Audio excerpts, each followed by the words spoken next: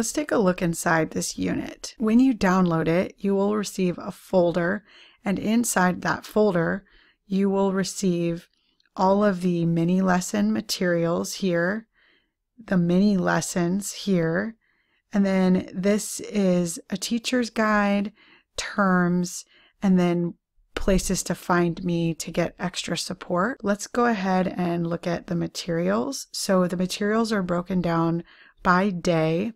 There's an editable choice board you can use, and there's a PowerPoint version as well as a Google Slides version. You'll also find editable PowerPoints, posters, all sorts of things for each day. And then the mini lessons, you can just click the PDF, and this is where you'll receive all of the Google Drive links. There's a clickable table of contents, so I'll just click what is workshop, and each of these will take you to the Google Drive editable slideshow or doc if it's a doc. This is a presentation. This is a video on YouTube. Each mini lesson is formatted exactly the same way, so it's really simple and easy to follow.